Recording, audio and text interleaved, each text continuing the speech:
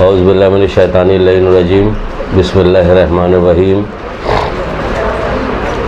ان اللہ و ملائکۃ یصلون علی النبی یا ایھا الذین آمنوا صلوا علیہ وسلموا تسلیما۔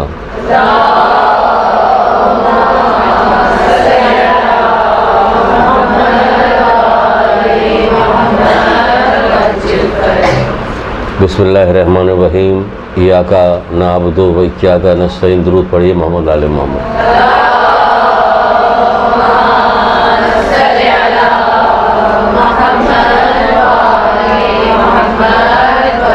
رسول خدا صلی اللہ علیہ وآلہ وسلم۔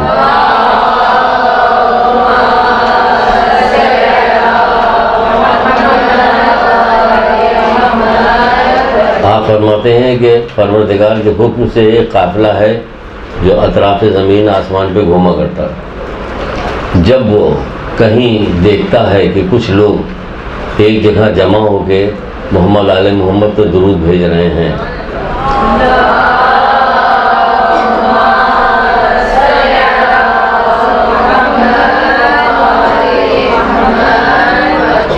تو وہ سب اتر کے آ جاتے ہیں، انہی لوگوں کے ساتھ بیٹھ جاتے ہیں۔ جب وہ لوگ آمین کہتے ہیں تو یہ فرشتے بھی آمین کہتے ہیں، جب وہ لوگ درود پڑھتے ہیں تو یہ فرشتے بھی ان کے ساتھ درود پڑھنے لگتے ہیں۔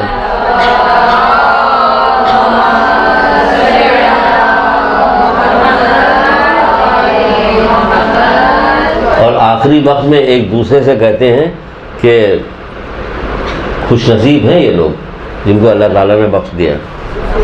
یعنی یہ لوگ آپ جاتے وقت یہ کہنے لگتے ہیں کہ خوش نصیب ہیں یہ مجلس کے افراد کے جن کو اللہ تعالیٰ نے ان کو بخش دیا۔ تو جب ایک جگہ جمع ہو کے کچھ لوگ درود پڑھتے ہیں، یہ سلسلہ شروع ہونا چاہیے گھروں میں، کیونکہ ایسا پرآشوب زمانہ ہے، پرآشوب زمانہ ہے۔ یہ دیکھیں پرآشوب زمانہ ہے کہ آپ دیکھیے کہ آخری زمانوں کی جو باتیں بتائی گئی اس میں کتنی صحیح ہو رہی ہے۔ اچانک موتوں کا ہونا، رزق کا کم ہونا، اولاد کا نافرمان ہونا، سمجھے۔ اب چاروں طرف سے آپ دیکھ لیجئے کہ کس طرح سے یہ ساری چیزیں جو ہے ظالم حاکم کا مسلط ہونا، مہنگائی ہونا، مال میں برکت نہیں ہونی، سب کی سب ہو رہی۔ تو اس کے لیے کیا کیا جائے؟ تو یہ ساری چیز سنائی جاتی ہے، اس لیے سنائی جاتی ہے کہ اس کو آپ سنیے، سننے کے بعد سمجھیے، سمجھنے کے بعد پھر یہ کہ اپنی زندگیوں میں رائج کیجیے، کیونکہ تھوڑی سی زندگیاں رہ گئی ہیں کتنی۔ آخری زمانوں کے لوگوں کی تو عمریں ایسے بھی کم ہوں گی اور ہو رہی کم۔ جب سنیے ان کا انتقال ہو گیا، ان کا ہو گیا، ان کا ہو گیا، ان کا ہو گیا، ہوتے رہتا۔ ویسے کمیونیکیشن بھی بہت زیادہ کلوز ہو گیا، جس لیے بھی پتہ چلتا ہے، ورنہ تو پہلے 6 مہینے بعد پتہ چلتا ہے کہ فلاں کا انتقال ہو گیا۔ تو یہ ہے پچھلی دفعہ جہاں سے ہم نے گفتگو شروع کی تھی وہیں سے شروع کریں گے، لیکن اس سے پہلے کچھ چیزیں اور بھی بتائیں گے آپ کو الگ سے لے آ کے، اس سلسلے ہٹ کے علم کے سلسلے میں۔ پتہ نہیں کب کلاس شروع ہو، کیا ہو کیا نہ ہو، تو آج ہی سن لیجیے۔ کہا گیا مولا مشرق کشا حضرت علیہ السلام ارشاد فرماتے ہیں،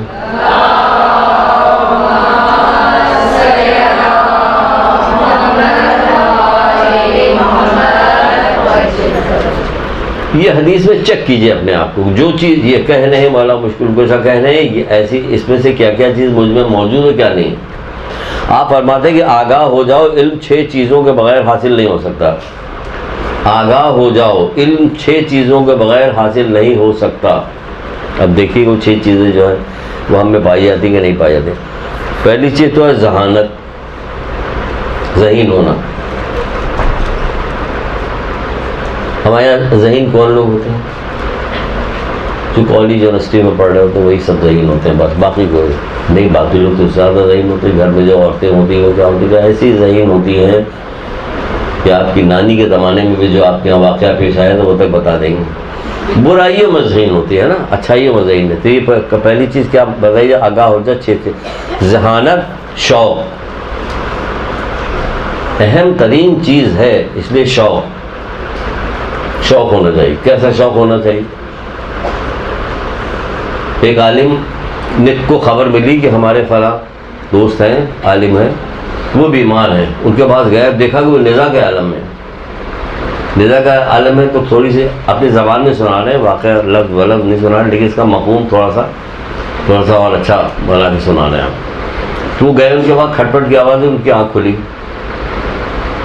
جب ان کی آنکھ کھلی تو انہوں نے دیکھا میرا دوست کہتے کہ ایک میراث کا مسئلہ ہے کہ ہمیں بتا دو، رضا کے عالم میں بالکل مرنے والے ہیں، میراث کا ایک مسئلہ بتا دو. کہ آپ اس دنیا سے جانے والے ہیں، یہ مسئلہ جان کے آپ کیا کریں گے؟ کہ علم کے ساتھ جانا جہالت کے ساتھ جانے سے بہتر ہے کہ ہم تھوڑا سا علم میں اضافہ ہو گیا اس کے ساتھ جائیں اللہ تعالیٰ کے بعد تو زیادہ بہتر ہے بنسبت کے ایک مسئلے سے کم جائے. ہمارے پاس دیکھیے کہ پوری زندگی کسی چیز اپنی جو جاننے والی چیز جو ہماری جاننے کی چیز ہے وہی ہم نہیں جانتے. وہ اتنی فضیلت سمجھتے تھے کہ علم کے ساتھ جانا بغیر علم کے ساتھ جانے سے زیادہ بہتر ہے. تو یہ طے کرے 6 چیزوں کے بغیر شوق اس میں ایک ہونا چاہیے. اس کے بعد صبر، 6 چیزیں لکھیے. صبر یعنی جو مسئلہ آپ نے لیا ہے، جو کاپی آپ نے اٹھائی ہے، جو پیج آپ پڑھ رہی تو آپ صبر کیجئے، اس کو بار بار پڑھیے، سوچیے کہ نہیں یہ یاد ہو جائے گا تب آگے بڑھیں گے اور یاد ہو جائے گا. ایسی بات نہیں یاد نہیں ہوگی، کوئی ایسی چیز تو نہیں بتائی جا رہی ہے آپ کو. احرام مصر کے آپ کی ساری چیزیں بتائی گئی کہ کیسے بنا، وہ تو نہیں، آپ کے مطلب کی چیزیں بتائی جائیں گی زیادہ. قناعت، استاد کی رہنمائی اور وسعت وقت. استاد کی رہنمائی اور وسعت وقت یعنی آپ کے پاس وقت ہونا چاہیے. فضولیات سے اپنے آپ کو کاٹیے تو آپ کے پاس وقت ہوگا. فضولیات سے کاٹ دیے تو آپ کو وقت مل جائے گا کہ کیسے اس کو وہ یہ تو 6 چیزوں کے بغیر نہیں حاصل ہوگے علم. ٹھیک ہے، 2 اور سن لیجئے. اسی ہاتھ لگے یہی کہا جائے گا، ہاتھ لگے 2 اور سن لیجیے. ایسی حدیثیں 2 ایک سنا رہے کہ جس سے آپ کو یہ ہو جو کہا جاتا ہے نا فائدہ کیا. 21 جگہ پہ یہ چیز ہم آپ کو بتائیں گے اس سے کیا فائدہ ہے. اچھا، یہ اس کو ہم نے نکالا ہے اس لیے کہ ایک ہمیں فرانس کا ایک فلسفی تھا جس کی گفتگو ہمیں ملی کہ ہمارے ایک عالم کے پاس گیا اور جا کے کہنے لگا کہ یہ جو رسالہ آپ کا ہے اس کے اوپر کچھ حدیثیں لکھی ہوئی ہیں تو آپ ہمیں بتائیے گا کہ اس کا ذرا ترجمہ کر کے بتائیے کہ کیا لکھی ہوئی، یہ حدیثیں کیا ہے، یہ ترجمہ کر کے بتائیے. تو ان کا آپ بھی بتاتے. ان کا ایک تو یہ لکھی کہ ہر مسلمان مرد اور عورت پہ فرض ہے کہ علم حاصل کرے. پہلی تو یہ لکھی. دوسری لکھی کہ علم حاصل کرو ماں کی گود سے قبر تک، سب سنی ہوئی آپ کی. تیسری لکھی ہوئی کہ علم حاصل کرو چاہے چینی کیوں نہ جانا پڑے. سمجھے آپ. تو اسی طرح چوتھی کیا لکھی ہوئی، کہ چوتھی لکھی ہوئی ہے کہ علم حاصل کرو مہد سے لہر تک. یہ ہو گیا علم حاصل کرو. علم مومن کی گمشدہ چیز ہے، جہاں سے ملے لے لو. تو اس نے سوچا ان لوگ تو جو کام کر رہے ہوتے ہیں نا اپنی قوم کی اپنی اس کی بڑے پیٹریاٹک ہوتے ہیں. ہمیں نہ مذہب سے ہم مخلص ہیں، نہ ماں باپ سے مخلص ہیں، نہ رشتہ داروں سے مخلص ہیں. تو ان کو چھوڑیے، ہم اپنے آپ سے مخلص نہیں. بہت پہلے ایک میٹنگ کی تھی ان لوگوں نے ایسے ہی کہ مسلمانوں سے کس طرح سے مطلب کیا کام کیا جائے کہ ہمارا کوئی نقصان بھی نہ ہو اور ہمارا مقصد بھی پورا ہو جائے انہیں نقصان پہنچانے کا. سب نے آپس میں بیٹھ کے طے کیا کہ ایسا کرتے ہیں کہ مسلمان خواتین کو بے پردہ کر دیتے ہیں، ہمارا کوئی نقصان اور پیسہ بھی نہیں خرچ ہوگا اور یہ لوگ خراب ہو جائیں گے. ٹھیک ہے نا. تو اس کو یہاں دیکھ کیوں پیش کریں، یہاں پیش اس لیے کریں کہ اس نے اس قول میں ایک یہ بھی تھا کہ ماں کی گود سے قبر تک علم حاصل کرے. جب اس نے پورا سن لیا، اگر افسوس ہے اس کے باوجود کہ اللہ کے رسول نے یہ ساری بات آپ لوگوں کو بتائی پھر بھی مسلمان اتنے پیچھے ہو جائے گا، آج بھی جائیں. اس میں وہ چیز پکڑی گئی، ماں کی گود سے قبر تک علم حاصل کرو. اس نے کہا ماں کی گود سے قبر تک علم، تو یہ تو بڑی خطرناک چیز ہے. اس کا مطلب کہ عورتوں کو ہی خراب کر دو گے، ان کی گود ہی خراب ہو جائے. ماں کی گود سے قبر تک یہ تو بہت ہی خوفناک چیز ہے. پھر تو کوئی بندہ ان کے یہاں جاہل و بیوقوف رہ ہی نہیں سکتا. تو انہوں نے کیا عورتوں کو خراب کیا، بہترین چیز نکالی کہ عورتوں کو خراب کیا جائے. ورنہ ہے کیا، رسول خدا صلی اللہ علیہ وآلہ وسلم کیا فرماتے ہیں؟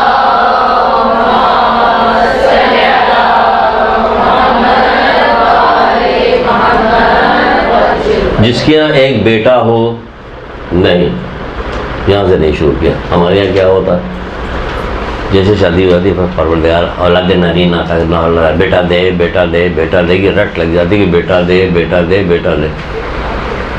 لگتی کہ نہیں لگتی؟ آپ کو آپ کی اہمیت گھٹائی گئی ہے، آپ کو خود بھی اپنی اہمیت نہیں پتا. جب حضرت خضر حضرت موسیٰ جا رہے تھے ایک جگہ سے، اور ان کا نے تم میرے ساتھ اسی وقت چل سکتے ہو. حضرت خضر نے کہا تھا کہ جب جو کچھ میں کرتا رہوں اس پہ سوال مت پوچھنا، ورنہ ہماری تمہاری علیحدگی ہو جائے گی. تو ایک جگہ سے گزر رہے تھے، ایک نوجوان لڑکا جا رہا تھا، اس کو حضرت خضر نے قتل کر دیا. یہ بڑے تعجب سے دیکھنے لگے کیا ہوا. پھر آگے بڑھے، مختصر کر کے بتا رہے تاکہ ہم اپنا باقی چیز. تو پھر آگے بڑھے تو دیکھا کہ ایک کشتی میں سوار ہو کے پار کیا. پھر جب کشتی سوار ہو کے پار ہو گئے تو کشتی کو پھاڑ دیا. قرآن میں دیکھ لیجیے گا کہ جگہ پہ ہے، آیت نمبر نہیں یاد آ رہا مجھے، حضرت خضر اور موسیٰ کا واقعہ جو اس کشتی کو پھاڑ کے داغدار کر دیا. پھر آگے بڑھے، ان کا یہ کیا کیا آپ نے؟ کیونکہ تمہارا وعدہ ہوا تھا کہ سوال نہیں کرو گے. تو چلو آگے اور آگے بڑھے، دیکھا کہ قریب میں پہنچے، گاؤں میں پہنچے. وہاں سے جب واپس آنے لگے تو ایک دیوار کھڑی ہوئی تھی، وہ گر رہی تھی ایسے. تو حضرت خضر نے اور حضرت موسیٰ نے مل کے اس دیوار کو بنا دی. اب پھر انہیں برداشت نہیں ہوا کہ آپ نے گرتی ہوئی دیوار کو بنا دیا. یہ وہ گاؤں کے وہ لوگ تھے جنہوں نے ایک گلاس پانی نہیں پوچھا، ہمیں کچھ پوچھا ہی نہیں، کوئی ہماری خاطر تواضع نہیں کہ کچھ بھی پوچھا. اس کے باوجود گرتی ہوئی دیوار کو آپ بنا رہے ہیں، کوئی مزدوری لے لیتے. پھر اب تمہارا ساتھ الگ ہوا، تم سے وعدہ ہوا تھا، تم اپنے وعدے میں پورے نہیں ہوتے. یہ کس لیے سنا رہے؟ اس کے لیے سنا رہے جس لڑکے کو مار دیا گیا تھا. کشتی کو پھاڑ دیا. ان کا کہ ابھی ادھر سے ایک ظالم بادشاہ گزرے گا، وہ ساری کشتیوں پہ قبضہ کرے گا، اس کی کشتی پہ قبضہ کر لے گا. وہ جو دیوار گر رہی تھی اس کے نیچے اسی شہر کے اندر 2 یتیم بچے رہتے ہیں جن کے والد کا انتقال ہو گیا، باپ کا انتقال ہو گیا. جو بڑا شریف اور نیک تھا، ان کی اس کے اندر جو ہے میراث اور ترکہ دفن ہے. جب وہ بڑے ہوں گے تو اس میں سے نکال لیں گے، اس لیے میں نے اس کو بنا دیا تھا کہ گر نہ جائے کہ شرارتی لوگ جو اس گاؤں کے قریے کے ہیں وہ اسے لے لیں. اور جو لڑکے کو ہم نے جو مارا ہے وہ اس لیے مار دیا اس کو کہ وہ بڑا ہونے کے بعد ایسا ہو جاتا کہ اس کے ماں باپ کافر ہو جاتے اس کی وجہ سے. ٹھیک ہے نا، یہاں تک ہو گئی بات، اس لیے اس کو مار دیا. اللہ اس کی جگہ میں دوسرا بیٹا پیدا کرے. چھٹے امام جعفر صادق علیہ السلام ارشاد فرماتے ہیں،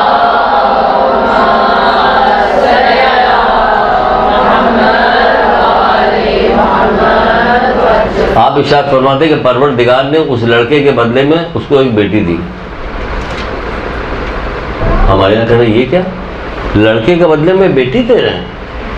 کوئی راضی نہیں ہوگا. پوچھا جائے تم راضی ہو تمہارے لڑکے بدلے میں تم کو ایک بیٹی دی جا رہی؟ راضی تو کوئی نہیں راضی ہوگا، ہے نا. اس کو ایک بیٹی دی. پھر کہتے ہیں چھٹے امام کہ اللہ تعالیٰ نے اس بیٹی سے 70 انبیاء پیدا کیے. کیا سمجھتی ہیں آپ اپنے آپ کو؟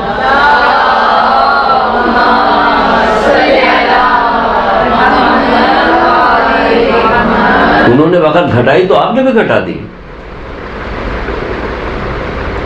قیامت کے دن جنت کے اور سردار کون ہے؟ خاتون ہے خاتون جنت، حضرت زہرا سلام اللہ علیہ.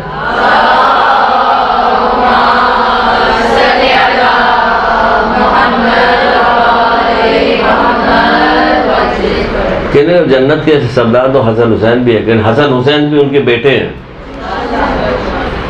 وہ حسین حسین کی ماں ہے. وہ کوئی معمولی مقام آپ کا نہیں جو آپ کو دیا گیا. عقیدے میں ہمارے ہے اللہ محمد علی فاطمہ حسن حسین، روزانہ 75 پاک کے نام دیکھتے رہتے. آپ کو اہمیت کا اندازہ نہیں ہوتا. حضرت زہرا کہاں سے بیچ میں آ رہی ہے؟ حدیث کیسا میں کون ہے بیچ میں؟ ہے یا نہیں ہے؟ تو بیٹی کی اہمیت، اپنی اہمیت سمجھیے تو وہ کام کیجیے. آپ تو ایڈ میں کام کرنے کے چکر میں لگے ہوئے کہ وہاں مل جائے تو بڑی میری عزت ہوگی. اب سنیے یہ حدیث جس کے لیے میں نے یہ دائرہ بنایا. رسول خدا صلی اللہ علیہ وآلہ وسلم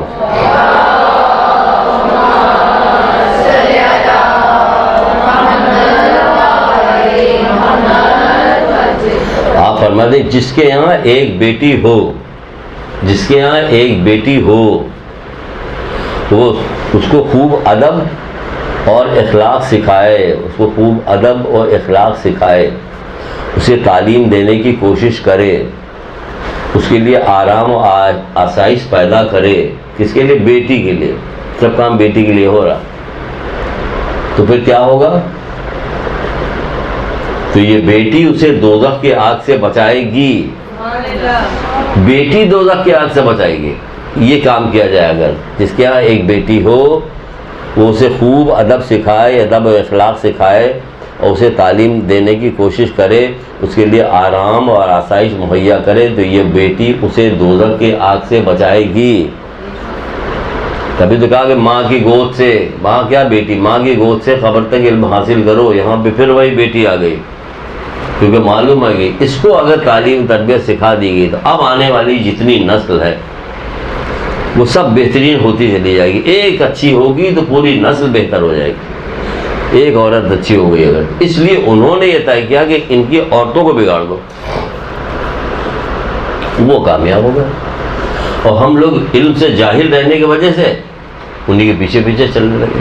اگر ہمارے پاس علم ہوتا، وہ کہہ رہے ہیں ماں کی گود سے قبر تک علم حاصل کرو، تو ہمارے یہاں یہی سلسلہ ہوتا کہ علم حاصل کر رہے ہیں، ماں کی گود سے قبر علم حاصل کرو، چاہے چین جانا پڑے، جاپان جانا، سب کچھ رسول اللہ بتا رہے ہیں یہ کرنا پڑے، علم گم شدہ چیز ہے، کچھ کوئی فرق نہیں ہمارے لیے، کوئی گم شدہ چیز نہیں۔ اگر چھوٹا سا وہ جو کان میں پہنایا جاتا ہے، چھوٹی بچیوں کو پہنایا جاتا ہے، ایک اگر گر جائے تو پیر پٹک پٹک کے رونا شروع کر دیں گے، ماسی لے گئی ہوگی، کل مجھ سے پوچھیں گے، نکالی جائے گی، رکھی جائے گی۔ لیکن علم کی ایک بات بھی نہیں پتہ، اس سے کوئی پرواہ نہیں، سچ مچ پرواہ نہیں۔ اگر اپنے دل کا جائزہ لیجیے، کہاں کر ہے تو یہی پرواہ نہیں، کہاں علم کا شوق ہے، نہیں ہے۔ کہاں تک بات پہنچی تھی کل بات ہی، کل کہاں، اگلے سنڈے کو، پھر یہ روز آنے کے چکر میں لگے ہوئے، کل بات کہاں پہنچی تھی؟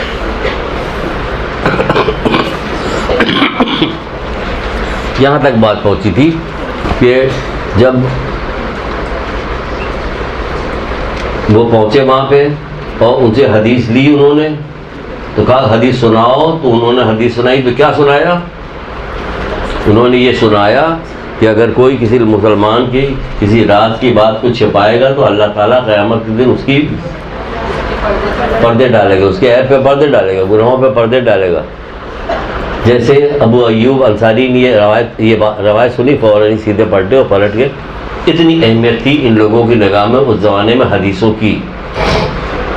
آپ کے بھی نگاہوں میں حدیثوں کی اہمیت انشاءاللہ ہوگی، ہم پیدا کریں گے کہ کسی طرح سے آپ کے اندر بھی یہ پیدا ہو جائے۔ اچھا، اب اس کے سلسلے میں کہا تھا کہ دیکھیے یہ تو ہو گئی کہ انہوں نے وہ حاصل کی کیا کہ لے کے فوراً چلے گئے۔ جب نہیں پتہ ہوگا تو کیا ہوتا ہے؟ جب نہیں پتہ ہوگا تو یہ ہوتا ہے کہ چھٹے امام جعفر صادق علیہ السلام ارشاد فرماتے ہیں،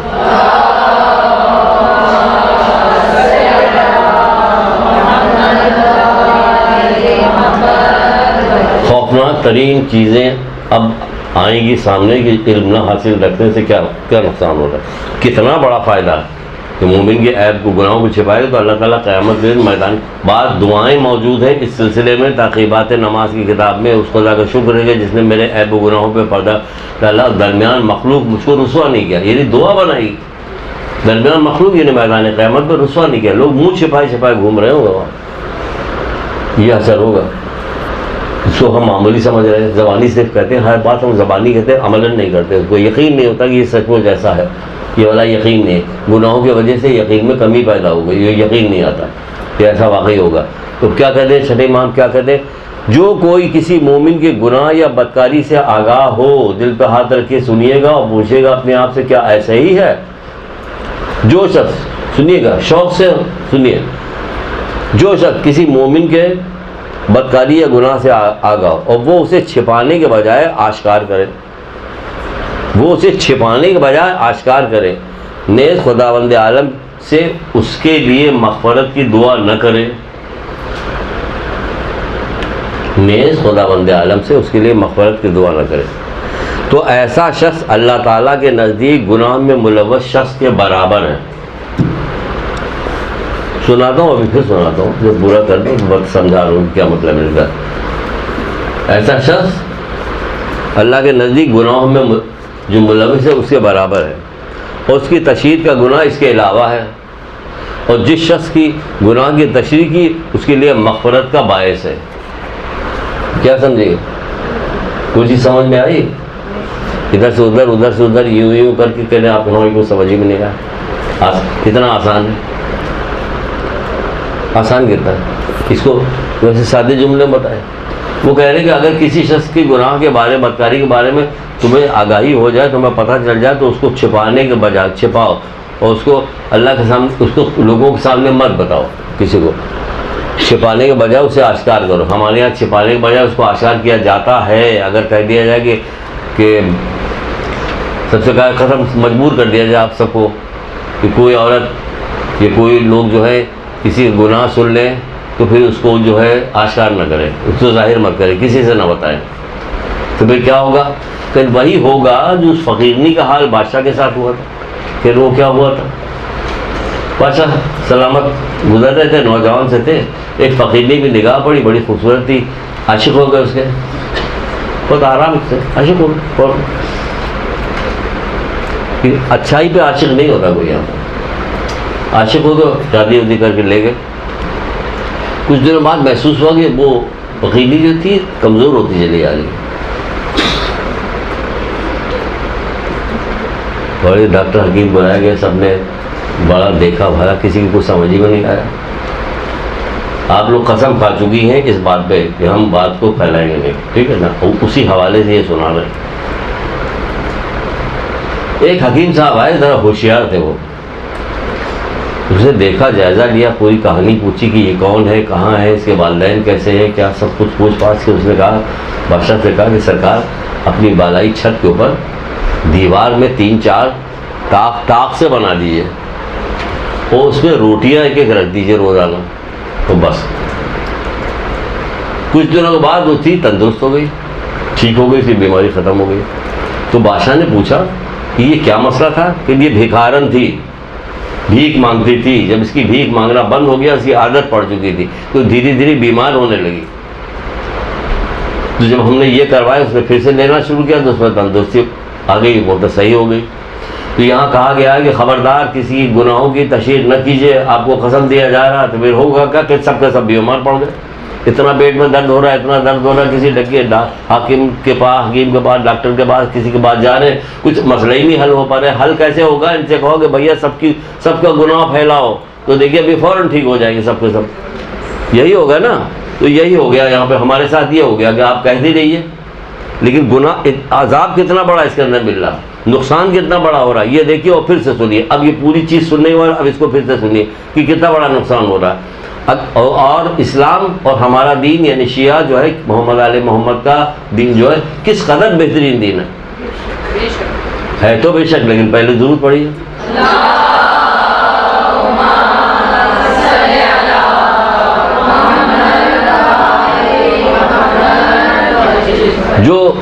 جو کوئی کسی مومن کے گناہ یا بدکاری سے آگاہ ہو، جو کوئی مومن کا ذکر ہو رہا، مومن کے گناہ بدکاری سے آگاہ ہو، یعنی گناہ ہے بدکاری تو ائمہ کو ناراض ہونا چاہیے نا، لیکن اس سے زیادہ ناراضگی اس بات پہ ہے کہ تم اس کو پھیلا کیوں رہے، کیوں پھیلا رہے. اور وہ اسے چھپانے کے بجائے اس کو آشکار کرے، پھیلائے، اور خدا بند عالم سے اس کے لیے مغفرت کی دعا نہ کرے. اللہ اکبر، کتنا خوبصورت دین ہے آپ کا. کہ کیا ہوا؟ مغفرت کی دعا کرے، پروردگار اس سے غلطی ہوگی، مالک اسے معاف کر دے. ہم تو ہمارے ہاتھ میں تو ایسی چیز آ گئی کہ خوشی کا ٹھکانا نہیں. ٹیلی فون سے لے کے، ملاقات سے لے کے، کوئی جگہ بچ نہیں رہی جہاں اسے بتایا نہیں جا رہا. یہ ہے مومن. چھٹے من تو منع کر رہے ہیں، خالی منع نہیں کر رہے ہیں، غصہ کر رہے ہیں کہ اگر تم نے ایسا نہ کیا تو کیا ہوگا. خدا بند عالم سے اس کے لیے مغفرت کی دعا نے کی، تو ایسا شخص اللہ تعالیٰ کے نزدیک گناہ میں ملوث شخص کے برابر ہے. یعنی جو گناہ کی تشہیر تم کر رہے ہو، اللہ تعالیٰ تم کو اسی جیسے گناہ میں تم کو ملوث کرنے کے برابر کرے گا تم کو. جیسے کہ اس نے چوری کی تو تم نے تو چوری نہیں کی، لیکن لوگوں کو پھیلایا، تو تم کیا ہوگا؟ چوری کا گناہ تمہارے نامہ اعمال میں بھی لکھ دیا جائے گا، بغیر چوری کے لکھ دیا جائے گا. اور جو تشریح کرے گی اس کا گناہ اس کے علاوہ ہے. تم جو پھیلا رہے ہو اس کا گناہ اس کے علاوہ ہے، اور تمہاری تشریح کرنے سے اس بندے کی کیا ہوگی؟ مغفرت کا باعث بنے. وہ تو بندہ بخش دیا گیا، تم پھنس گئے دو گناہ میں. ایک تو چوری کے جرم میں پھنس گئے اللہ تعالیٰ کی نگاہ میں، دوسرا تم نے تشریح کی تھی، یہ بھی گناہ تمہارے نامہ اعمال میں آ گیا. دیکھا آپ نے کتنا بڑا گناہ ہے. اگر علم نہ ہو، پڑھائی نہ ہو، مدرسے میں نہ آئے تو یہ آپ کو کب پوری زندگی کبھی نہیں پتہ چلے گا. کہا تو کیا ہوا؟ اس نے جو کیا تھا تو ہم کہہ رہے ہیں، ہم کوئی جھوٹ تھوڑی بول رہے ہیں. یہ کہا جائے گا. یہاں اپنا ذرا دین دیکھیں کتنا بلندی کے اوپر، کتنا اوپر کا ہے. کہ کیا کہا جا رہا ہے؟ اس کے حق میں دعا کرو، سبحان اللہ، اللہ اکبر، اس کے حق میں دعا کرو کہ تمہارا ایک بھائی، ایک تمہاری مومن، تمہاری بہن، تمہاری جو ہے کوئی گناہ میں ملوث ہو رہی، یعنی کہ مشکلات میں ملوث ہو رہی، گناہ جو ہے عذاب ہے جس میں ملوث ہو رہی، تو ہمیں کیا کرنا چاہیے؟ دعا کرنا چاہیے کہ اس سے باہر نکل آئے۔ تو ہم تو دعا نہیں کر رہے ہوتے کہ اس سے باہر نکل آئے، ہم تو اس سے گناہ پھیلا رہے ہوں گے۔ اتنا بڑا گناہ ہے، اس کو یاد رکھیے کہ کتنا بڑا گناہ۔ تو ہم ایسے نہ جانے کتنے گناہ ہیں کہ جس کو ہم روزانہ صبح شام انجام دیتے رہتے ہیں، لیکن ہمیں پتہ ہی نہیں چلتا کہ بڑا گناہ ہے۔ ہم بڑا گناہ کس کو سمجھتے ہیں؟ جو دوسرا کرے اس کو ہم بڑا گناہ سمجھتے ہیں، خود جو کرے وہ چھوٹا گناہ ہے۔ صبح شام سینکڑوں جھوٹ بولے جاتے ہیں، یہ چھوٹا گناہ ہے، ہم بول رہے ہیں اس لیے چھوٹا۔ دوسری ایک حدیث اور سن لیجئے، ایک دو حدیث اسی سلسلے میں، پھر بات آگے بڑھاتے ہیں۔ دوسری حدیث یہ ہے کہ ایک شخص نے کسی مومن کو غمگین کیا، اب یہ بھی اسی سے جوڑا بھی جا سکتا ہو، الگ سے بھی ہو سکتا ہے۔ ایک شخص نے کسی مومن کو غمگین کیا، کوئی ایسی بات کہہ کے، کوئی تانا تشنا دے کے، کوئی اور ایسی اس کی کوئی کمزوری تھی، اس کو چار آدمی کے سامنے بیان کر کے اس کو غمگین کر دیا آپ نے۔ یہ کون کہہ رہا؟ بحر الانوار کی روایت ہے، رسول خدا صلی اللہ علیہ وآلہ وسلم ارشاد فرمایا،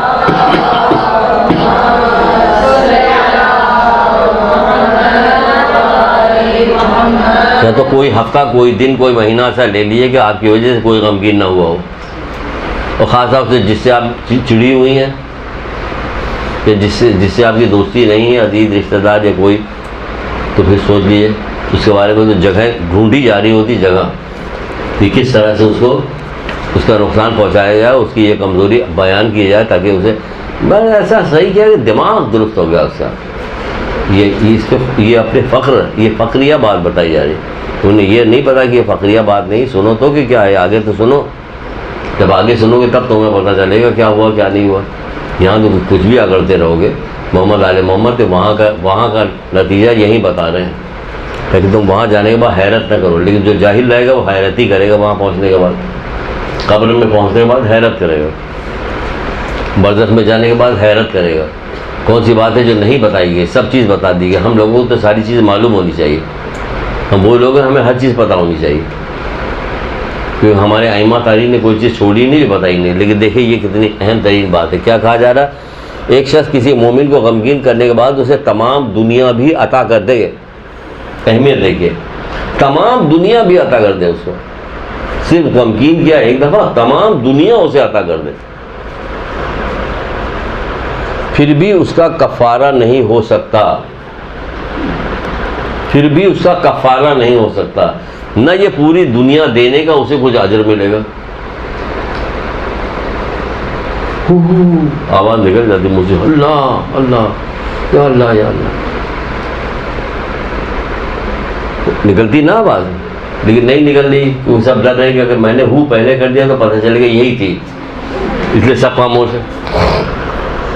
لیکن سن لیجیے کتنی خطرناک ہے، ڈر جائے آدمی، اگر دل پہ لے لے تو کبھی بھولے سے بھی زبان سے کوئی بات نہ نکلے کہ کسی کی یہ دلاداری ہو، فوراً اسے معافی مانگے، معاف کرنا بہن، معاف کرنا بہن، مجھ سے غلطی ہوگی، نہیں تم ایسی نہیں ہو، بہت معافی چاہتے ہیں، نہیں وہ کہے نہیں کوئی بات نہیں، کوئی بات نہیں، ہم بتائیں گے تم کو بھی، جب موقع ملے گا ہم بھی بتائیں گے، ہم بھی اسی معاشرے کے تمہارے ساتھ پرورش ہماری بھی یہی ہوئی، اتنی خراب پرورش ہو گئی کہ بہنوں، میری بچیوں، میری بیٹیوں، کسی طرح سے محمد علی محمد نے جس مشکلات سے اس دین کو یہاں تک پہنچایا، اس کے لیے کچھ تو کام کرو۔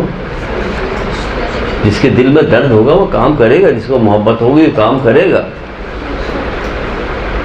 یہ کام زیادہ مشکل ہے، نفس کی اصلاح اور نفس پہ زور دینا، جس کو خدا بنایا ہوا ہم نے، اس کو موڑ دینا جو ہے زیادہ بڑا کام ہے، اتنا بڑا کام ہے کہ بہت ساری نیکیوں سے اس کا موازنہ نہیں کر رہے ہیں ہم، کیونکہ ہمیں ان نیکیوں سے بھی ہمیں شدید محبت ہے، لیکن اگر کسی سے کہا جائے کہ وہ کام کرے تو وہ کرے گا، یہ نہیں کرے گا،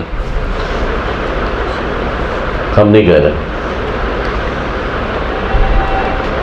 100 رکعت نماز وہ پڑھ لے گا، روزے وہ رکھ لے گا، فلاں کام وہ کرائے گا، سب کرائے گا، لیکن کہا جائے کہ دل کو بدلو، اپنے دل کو تم نے الہ بنایا ہوا، اپنا خدا بنایا، اس کو بدل دو، بات مانو۔ کتنی دفعہ 11 دفعہ قسمیں کھائی گئی سورہ شمس کے اندر۔ ایک شخص بے ہوش ہو کے گر پڑا تھا کہ کون بدبخت ہے کہ جس کے لیے اللہ تعالیٰ کو قسم کھانی پڑ رہی ہے، یا تو سارے کے سارے ویسے ہی جو ہمارے دل میں آ گیا وہی کریں گے، پوری دنیا بھی دے دو تو اس کا کوئی اجر نہیں ملے گا، کیوں؟ تم نے ایک مومن کا دل دکھایا ہے، تم نے ایک مومن کا دل دکھایا، اگر پوری دنیا دو گے تب بھی تم کو اس کا اجر نہیں ملے گا۔ یہ کتنی اہم ترین، کتنی بڑی بات ہے۔ مولانا مشرف کے صاحب کیا کہتے ہیں، تمہاری نیکیاں اس طرح اتار دی جائیں گی جس طرح درخت سے چھال اتاری جاتی ہے۔ کسی مومن کو اگر تم نے تکلیف پہنچائی، غمگین کیا، چھال اتار دی جائے گی۔ اتنی اہم ترین چیز آپ اس دنیا کو سمجھتے ہیں، آپ نے اپنی اہمیت پہچانی کب ہے؟ اگر آپ کو اپنی اہمیت پتہ چلے تو سب مومن ہیں، آپ کو مومن ہیں، ہم بھی مومن، یہ ساری کی ساری مومنہ ہیں۔ پھر کیا ہوگا، اہمیت پتہ چلے گا تو معلوم ہوگا کہ اس کو نقصان پہنچانے کا کیا ثواب ہے۔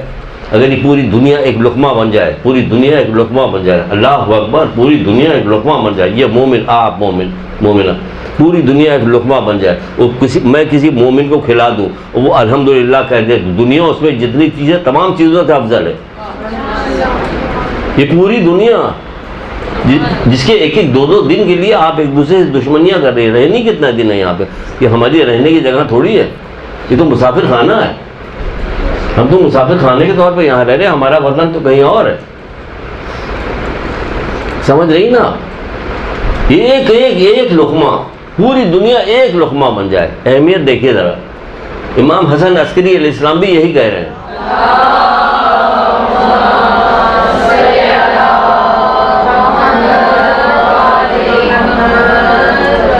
آپ بھی ایک فرما دیں گے، اگر یہ دنیا ایک لقمہ بن جائے، میں کسی مخلص مومن کو کھلا دوں، سنیے گا ذرا، کسی مخلص مومن کو کھلا دوں تو بھی میں نے اسے حق ادا نہیں کیا، حق ادا نہیں کیا۔ یہ اتنی اوپر کی چیز ہے یہ مومن۔ یہ دنیا کی حیثیت کیا ہے مومن کے آگے؟ کیونکہ اس کا اصل گھر تو وہاں ہے، یہاں تو اس کا اصل گھر نہیں۔ تو کیا ہے، یہ نہ جاننے کی وجہ سے، یہ مدارس میں نہ آنے کی وجہ سے، علم دین حاصل نہ کرنے کی وجہ سے، کتابیں نہ خریدنے کی وجہ سے، نہ پڑھنے کی وجہ سے، یہ سارے نقصانات ہوتے چلے جا رہے ہیں آخری زمانے تک۔ آپ دیکھ لیجیے آخری زمانے میں، نہ ہمیں پروردگار وہاں تک آپ لوگوں کو نہ پہنچائے پروردگار، معاف کیجیے گا۔ بات کو سمجھ میں آ رہی ہے؟ ہمیں دہرانے کی ضرورت تو نہیں ہے، آ رہی نا سب سمجھ میں بات؟ یہ ہے اہمیت علم حاصل کرنے کی، اور آپ کی اہمیت یہ ہے کہ ماں کی گود سے قبر تک علم حاصل کرو۔ تو ان کا ماں کی گود سے، اللہ اکبر، اب کیا کیا جائے؟ انہوں نے پھر کیا کہا ہوگا اللہ کو، تو ہم اپنی طرف سے کہہ رہے ہیں، کیا کہہ رہے ہیں، انہی کو خراب کرو۔ کینہ پروری، بغض، عداوت، چغلی، فساد، یہ سب کون کروا رہا ہے؟ زیادہ تر ایک دوسرے کی لگائی بجھائی کرنا، فلانا، کہا جا کہ یہ ہے وہ ہے۔ ایک کلاس میں ہم نے ایسے ہی کہہ دیا تو ایک خاتون بیٹھی، سر آپ تو ہمارے منہ پہ ہی کہے جا رہے ہیں سب، ہمیں سامنے کا تو آپ ہی لوگوں نے بتایا کہ کٹنا پنا کون کرتا، عورتیں کرتی، فلانا کون، ہمیں کیا پتا، آپ نے بتایا تو ہم بتا رہے ہیں، آپ تو ہمارے منہ ہی پہ کہہ رہے ہیں۔ پھر کہاں گئے، پیچھے کریں گے تو غیبت ہو جائے گی نا۔ یہ ساری چیزیں عورتوں کے لیے رکھی گئی، تو کیا واقعی عورتوں کے لیے اچھی؟ ڈراموں پہ اسی قسم کی چیزیں دکھائی جا رہی ہوتی زیادہ تر، کان لگا کے سن رہی، اس کے بعد جا کے شوہر سے کہا تو وہ ہوا تو لڑائی، ماں بیٹے میں لڑائی ہو گئی، اب کیا ہو رہا ہے تو کون کر رہا ہے؟ عورتیں کر، عورتوں کو ایسا ہونا چاہیے نہیں، پھر کیسا ہونا چاہیے؟ پھر عورتوں کو تو ایسا ہونا چاہیے کہ ان کی گود سے ایسے جو علماء نکلے، جس کو آپ نے دیکھا، دیکھ رہے ہیں، یہ عورتوں کی گود ایسی جس سے ائمہ نکلے ہیں، انبیاء نکلے ہیں، یہ گود یہ عورتیں کون ہے؟ پھر یہ آ گئی کہاں پہ آ گئی کہ مومنہ پہ آ گئے، یہ مومن پہ آ گیا معاملہ۔ غور کیجئے، چیک کیجئے، روکیے کہ نہیں ایسا نہیں ہوگا، اب نہیں کرنے دیں گے۔ ایک اور سن لیجیے اسی سلسلے میں، پھر یہ سب اسی سلسلے میں بتائیں، علم نہ حاصل کرنے کا نقصان دیکھیے کتنے بڑا نقصان ہمارا ہوگا۔ ہم کہہ رہے ہیں ہم نے تو اتنی ساری چیزیں لے کے چلے تھے، اس پہ ایک چیز اور یاد آ رہی ہے بڑے نقصان پہ، ابھی اس کو بتاتے ہیں بڑے نقصان پہ۔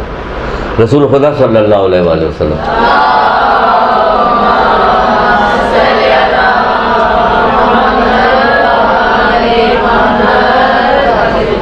آپ فرماتے کہ ایک دن رسول خدا صلی اللہ علیہ وسلم نے اپنے اصحاب سے پوچھا کہ مفلس کون ہے؟ یہ کون سی ایسی بات تھی کہ مشکل ہوتی، پتہ ہے تمہیں، یاد ہے حدیث یاد ہے یہ والی، یاد ہونی چاہیے۔ ہم اپنی جو پرانی ہماری بچیاں ہیں، بیٹیاں ہیں ہماری، جو ہم پڑھا چکتے ہیں، تو پھر ہمارا شوق ہوتا کہ ان کو یاد ہو تاکہ یہ آگے جا کے کہیں بیان کرے تو بات آگے سے آگے پھیلے گی، جائے گی۔ تو کیا کرے، تم مجھ سے بتاؤ کہ مفلس کون ہے؟ یہ تو یاد ہونی چاہیے، زبانی بھی مفہوم ہی سنا دیے، مفہوم الگ نہ ہو تو سنا سکتے ہیں حدیث۔ مفلس کون ہے؟ کہا کہ اللہ تعالیٰ جس کے پاس اونٹ نہ ہو، گھوڑے نہ ہو، بکریاں بھیڑ بکریاں نہ ہو، کھیت کھلیان نہ ہو، وہی مفلس ہے۔ صحیح کہا نا، وہی مفلس ہے۔ آپ نے فرمایا کہ نہیں، قیامت کے دن جس کے پاس نہ مال دولت نہ ہو، باغات نہ ہو، سرمایہ نہ ہو، مفلس۔ رسول اللہ فرمایا کہ میری امت کے مفلس وہ لوگ ہیں جو قیامت کے دن اس حالت میں آئیں گے، میری امت کے مفلس وہ لوگ ہیں جو قیامت کے دن اس حالت میں آئیں گے کہ ان کے پاس نماز، روزہ، زکوٰۃ جیسے اعمال موجود ہوں گے، ان کے پاس نماز، روزہ، زکوٰۃ جیسے اعمال موجود ہوں گے۔ نماز جنت کی کنجی ہے نا، اتنے بڑا اعمال اس کے پاس موجود ہوگا۔ رسول اللہ کہہ رہے ہیں نماز ہوگی، روزہ ہوگا، زکوٰۃ ہوگی، یہ سارے اعمال موجود ہوں گے، لیکن اس نے زندگی میں کسی کو گالی دی ہوگی، پہلے کسی کو گالی دی ہوگی، کسی پہ تہمت لگائی ہوگی، یا کسی کا مال ہڑپ کیا ہوگا، یا کسی کو ناجائز اس کا خون بہایا ہوگا، تو پھر کیا ہوگا؟ پھر ایسا شخص جو ہے کہ نیکیاں جو ہے متاثرین کو دے دی جائیں گی، ایسے شخص کی نیکیاں متاثرین کو دے دی جائیں گی۔ اگر متاثرین کو دے دی جائے گا، اگر اس کی نیکیاں کم پڑیں گی تو متاثرین کے گناہ اس کے نامہ اعمال پر ڈال دیا جائے گا۔ سامنے تو جو کچھ دینا سب دے دیا، ہمارے پاس کچھ ہے ہی نہیں، تمہارے پاس کچھ ہے ہی نہیں، تو اب یہ گناہ اس کے تم لو۔ متاثرین کی برائیاں اس کے نامہ اعمال میں ڈال دی جائیں گی اور اسے دوزخ میں ڈال دیا جائے گا۔ ایسا شخص سچ مچ مفلس ہے، رسول خدا صلی اللہ علیہ وسلم سچ مچ مفلس ہے۔ اب پوچھا ہے کہ مفلس کون؟ کہتے سبھی ہیں، سبھی مفلس ہے۔ تو پھر کیا کریں؟ پھر توبہ کریں، اور کیا کریں؟ تہیہ کریں کہ ہم نہیں کریں گے یہ گناہ، تہیہ کر لیں گے، یہ گناہ نہیں کریں گے۔ بچے کے عشق میں، ماں باپ کے عشق میں، بھائی بہنوں کے عشق میں، محبوباؤں کے عشق میں لوگ کیا کچھ نہیں کر سکتے جو سوچا بھی نہیں جا سکتا۔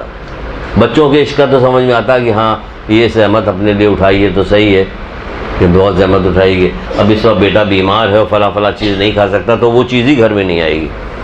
کس وجہ سے؟ بچے سے بہت عشق ہے اس کو، بیوی سے عشق ہے، ماں سے عشق ہے اور لوگوں سے عشق ہے، تو کیا کہتا ہے وہ ساری چیزیں چھوڑ دیتا ہے جو اس عشق میں مانع ہوتی ہے، رکاوٹ ڈالتی ہے۔ تو بھائی اس میں جو مانع ہو رہی ہے، اللہ رسول کے اس میں مانع ہو رہی نا چیزیں ساری، یہ گناہ مانع ہو رہا، تمہیں بخشش کے لیے مانع ہو رہا، تم انہیں تکلیف پہنچاؤ گے قیامت کے دن، میدان قیامت میں انہیں تکلیف دو گے، زحمت دو گے لوگوں کے سامنے شفاعت کے لیے کہ تمہارے اتنے گناہ ہوں گے تو ان کو شفاعت کرانے میں مشکل پیش آئے گی۔ اور گناہ کی بات آپ کریں، ان کو مشکل پیش آئے گی، کیوں؟ آپ جو جی چاہے کرتی رہی، وہ شفاعت کراتے رہیں۔ کتنی شفاعت ایسی ہوگی کہ جس کے بارے میں کتابوں میں لکھا ہوگا، رسول اللہ قسم کھا کے کہتے میں اس کی شفاعت نہیں کراؤں گا۔ بتائیے، صحیفہ کاملہ میں دیکھ لیجیے، بہت ساری ایسی دعائیں جس کے نیچے تشریحات لکھی، اس میں کہا کہ جو کوئی اپنا عذر پیش کرے، کسی وجہ اب عذر پیش کرے، چاہے وہ جھوٹائی کیوں نہ ہو، تو اسے قبول کرنا، ورنہ میں تمہاری شفاعت نہیں کروں گا۔ کتنی ایسی پوری لسٹ ہے کہ کسی شفاعت دے۔ اللہ ظالم کی کہتے ہیں رسول اللہ میں ظالم کی شفاعت نہیں کراؤں گا، پھر ہم لوگ تو اللہ کا شکر ہے ظالم ہے ہی نہیں، کہ چلو پوچھتے ہیں ظالم کیا ہے، ظلم کو کیا سمجھ گیا؟ یہ سب ظلم نہیں، ایک دوسرے کو تہمت لگائے جا رہے ہیں، ایک دوسرے کا دل دکھایا جا رہا ہے، ایک دوسرے کو نقصان پہنچایا ہے، یہ ظلم نہیں تو کیا چیز ہے؟ کیا چیز ظلم ہے؟ تو یہ کیا ہو رہا ہے؟ یہ ہو رہا ہے، یہ کس وجہ سے ہو رہا ہے؟ علم نہ حاصل کرنے کی وجہ سے ہو رہا ہے۔ جبکہ جب پیدا کیا گیا تھا تبھی کہہ دیا گیا تھا آپ سے کہ میری عبادت کرو، تم کو میں نے اپنی عبادت کے لیے پیدا کیا ہے، یہی کہا گیا ہے نا، میں نے عبادت کے لیے پیدا کیا ہے۔ رسول اللہ اس کے جواب میں کیا کہہ رہے ہیں؟ بالکل شروع میں شاید آپ لوگوں کو سنائی تھی، بالکل ابتدا کیا تھا، نہیں پیدا کیا جن انس کو مگر اس لیے کہ میری عبادت کریں، ٹھیک ہے نا، نہیں پیدا کیا نہیں، اللہ تعالیٰ نے جن انس کو اس لیے پیدا کیا کہ وہ اللہ تعالیٰ کی عبادت کریں، ٹھیک ہے۔ لیکن رسول اللہ کیا کہہ رہے ہیں؟ رسول اللہ کہہ رہے ہیں کہ علم کی فضیلت عبادت کی فضیلت سے زیادہ ہے۔ یہ کیا بات ہے؟ ہمیں پیدا کیا گیا ہے عبادت کے لیے، آپ علم کو بیچ میں لا رہے ہیں۔ علم کی فضیلت عبادت کی فضیلت سے زیادہ کیوں؟ اب جو وہ کیوں بتا رہے ہیں اس میں یہ ساری چیزیں آ رہی ہیں۔ اب اپنی عبادتوں کو دیکھ لیجئے اور ان تمام چیزوں کو دیکھ لیجیے، پتہ چل جائے گا۔ اے ابازر، علم کی فضیلت عبادت کی فضیلت سے زیادہ ہے۔ اگر کوئی شخص اس قدر نمازیں پڑھے کہ اس کی کمر کمان کی طرح خمیدہ ہو جائے، یہ ایسی حدیثیں ہیں کہ زبانی یاد ہو جانا چاہیے بغیر کسی اس کے کہاں آپ کو ملے گا ایسا کوئی بندہ جو اتنی نمازیں پڑھتا ہو کہ جھکا ہوا چلا رہا. آپ کی کیا ہے عمر ہے آپ کی؟ کہ میں 45 سال کا ہوں. تو تمہاری اتنی کیوں جھک گئی؟ تو ان کے ساتھ کے کوئی آدمی کو بتائیے نمازیں بہت پڑھتے ہیں. اتنی نمازیں تو کوئی نہیں پڑھتا ہوگا نا. تو جو اگر یہ حدیث سنیے گی تو فوراً یاد ہو جائے گی کہ رسول اللہ نے کہا تھا اگر کوئی شخص اس قدر نمازیں پڑھتا ہو کہ اس کی کمر کمان کی طرح خمیدہ ہو جائے, جھک جائے, اور اتنے روزے رکھتا ہو کہ تیر کی طرح خشک ہو جائے, جیسے آج کل میں ہو رہا ہوں, ہے نا, وہ اتنے روزے رکھتا ہو کہ تیر کی طرح خشک ہو جائے, جہاں جی جائے دیکھ لیے گا. میں نے پچھلی دفعہ آپ لوگوں سے کہا کتابیں خریدے پڑھیے, جیسے ہی آپ کتاب خریدیے گا پڑھنا شروع کیجیے گا. اگر آیت اللہ دست غیب کی کتاب گناہ کبیرہ خرید اس کے شروع کے پیج میں, شروع میں جیسے کھولیے گا وہیں سے شروع ہو جائے گا, تو وہاں بھی آپ کو یہ حدیث ملے گی, یہ حدیث وہاں پہ ملے گی آپ کو. اور اس قدر روزے رکھے کہ تیر کی طرح خشک ہو جاتی. یہ نماز روزہ اسے کچھ فائدہ نہ پہنچائے گا بجز پرہیزگاری کے, جب تک گناہ سے نہیں بچے گی. یہ جو گناہ آپ کو بتائے گئے ہیں یہ پرہیز گناہ سے بچیے, ان سے بچیے. یہ نماز روزہ, یہ نماز روزہ یعنی یہ نماز روزہ سے مطلب ہے کہ کمان کی طرح خمیدہ ہو جانے والی کمر اور تیر کی طرح خشک ہو جانے والا بندہ جو ہے, اس کی یہ نماز اور روزہ اس کو کچھ فائدہ نہ پہنچائے گا بجز پرہیزگاری کے. کیا آپ سمجھ رہے ہیں کہ رسول اللہ نے ایسے ہی بات کہہ دی اور اس کا ہمارے آپ سے کوئی تعلق نہیں, ہم جو جی چاہے کرتے رہیں. دعا مانگا کیجیے گڑ گڑا کے, جس طرح سے بیماری سے بچنے کے لیے دعا مانگتے ہیں, جس طرح کسی اور کام کے لیے دعا مانگتے ہیں, اسی طرح اپنے گناہوں کا یاد کیجئے کہ مجھ میں کون کون سے گناہ ہیں, اس کے لیے دعا مانگیے کہ پروردگار یہ گناہ مجھ سے چھوڑوا دے کسی طرح سے. تجھے رحمت کا واسطہ, عظمت کا واسطہ, بزرگی کا واسطہ, محمد علیہ محمد کا واسطہ کہ میں چھوڑ دوں یہ گناہ, میں بے پردگی چھوڑ دوں, میں غیبت کرنا چھوڑ دوں, میں جھوٹ بولنا چھوڑ دوں. بار بار بار بار کہیے گا تو انشاءاللہ چھوٹ جائے گا. اور یہ اتنی خرابی, اتنی بڑی خرابی کہ آپ نے دیکھتے کہاں کہاں نقصان پہنچایا. کہ جو اگر پھر بھی اس کے پورا نہیں ہو سکے گا تو گناہ جو وہ شخص ہے متاثرین کے گناہ تمہارے نامہ اعمال میں ڈال دیا جائے اور تم کو دوزخ میں ڈال دیا جائے. بہت ہاتھ میں انگارہ لینا تو آسان نہیں ہے, دوزخ میں جانا کیسے آسان ہوگا؟ لاپرواہی ہے, یہ لاپرواہی ہے. تو اس سے ہمیں اپنے آپ کو کیا کرنا ہے, بچانا ہے. اب اس کے بعد کہاں چلیں کہ اس کے بعد وہاں چلتے ہیں جو کہ یہ بات بتائی گئی تھی. ہم نے ختم کہاں پہ کیا تھا؟ ایک پہلے درود پڑھ دیے محمد علیہ محمد.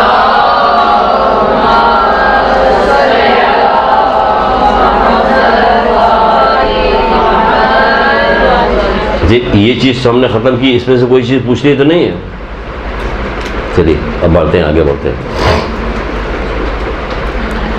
آگے بڑھتے ہیں. جہاں پہ ختم کیا تھا میں نے چھوڑا تھا وہاں سے تو تھوڑا کمپلیٹ کر لیا. یہاں پہ چھوڑا تھا کہ میں قیامت کے دن مومن کے گناہوں پہ پردہ ڈالے گا تو اللہ تعالیٰ اس کے گناہوں پہ پردہ قیامت کے دن پردہ ڈالے گا. ٹھیک ہے نا, دنیا میں پردہ ہے اللہ وہاں پر. یہاں تک ہم نے لیا تھا. اور ایک حدیث اور سنائی تھی, اب اس کے آگے چلتے ہیں. اس کے آگے چلتے ہیں. کیا کہی حضرت, علم کا الہام اللہ تعالیٰ صرف خوش نصیب افراد کو ہی کرتا ہے. اپنی خوش نصیبی کی دعائیں مانگا کرتی ہیں, کبھی اس کی بھی دعا مانگتی ہے, اس کے اندر شامل ہوتا ہے کہ علم مجھے عطا فرما. اگر خوش نصیبی علم ہمیں خوبصورت بنا دے پروردگار, ہماری بیوی جو بہت خوبصورت آئے, بہت حسین ہے, شوہر ہمارا بہت اسمارٹ ہو گئے, یہ تو دعا مانگی جاتی ہے. اس کے لیے کوشش بھی کی جاتی, پورا ٹینکر خرید کے آتا ہے کہ ہمیں کریم کا لگایا جائے گا, یہ ہوگا وہ ہوگا. تو جیسے شروع ہوگا سردی شروع ہوگی, دوسرے طرح کی کریمیں آگے جو ہر وقت یہ تو انہیں معلوم ہے کہ عورتوں کی سائیکی ان لوگوں نے یہ بنا دیا ہے. جو فضیلت اللہ تعالیٰ نے دی ہے اس کو ختم کر دیا گیا, اور سائیکی یہ بنا دی گئی, یہ والی چیز. صورت شکل کپڑا لتا, صورت شکل کپڑا. جب کسی شادی کی طے ہو جاتی ہے پھر ہوتا کہ بازار کپڑا یہ ہو رہا ہوتا. کہ اپنے اندر کی فکر نہیں کرتے, ہمارے اندر عیب و خرابیاں کیا کیا ہے, اس کے لیے تو اللہ تعالیٰ سے دعا مانگے کسی طرح ختم ہو. کہ خوش نصیبی ہمیں نصیب ہو. خوش نصیب کون کہا جائے؟ جس کو علم کا الہام کرے اللہ تعالیٰ. ہمیں تو علم پڑھنے کا شوق ہی نہیں پیدا ہو رہا, ذرا برابر. دعا مانگیے کہ تب شوق پیدا ہوگا, اور وہ 6 چیزیں ہوگی تب شوق پیدا ہوگا, اور وہ کرنا ضروری ہے. کیا سر عابد نے کیا شروع میں پہلی حدیث مولانا بشیر نے پوچھا کہ نہج البلاغہ کیا سنائی تھی؟ بالکل صحیح, پڑھ کے بتائیے.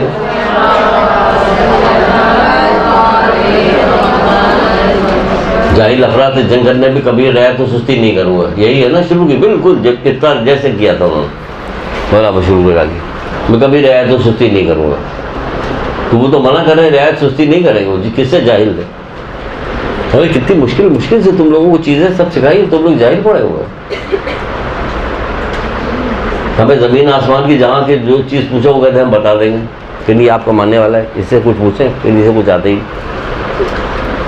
کہ نہیں آپ کو ماننے والا ہے۔ کبھی ہر طرح سے دہنے بائیں گھما پھرا کے چیز دیکھا کہ کیجیے کیا ہو رہا کیا نہیں ہو رہا۔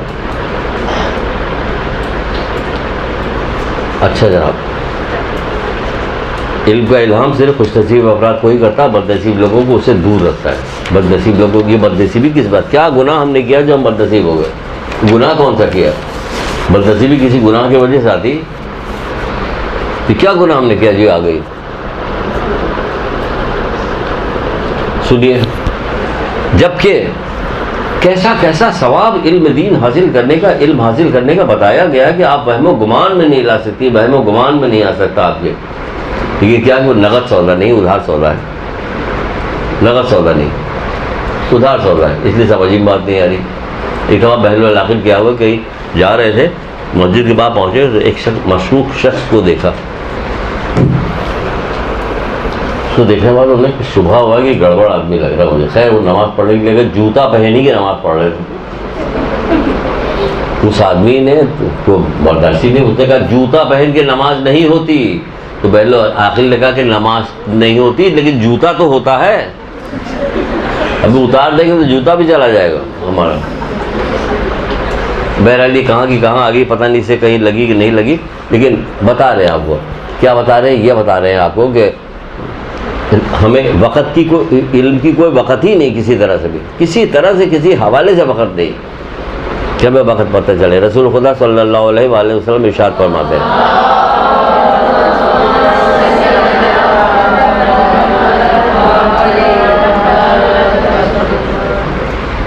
ایسا لگ رہا ہے کبھی بیزار ہیں، مزہ نہیں آ رہا ہے۔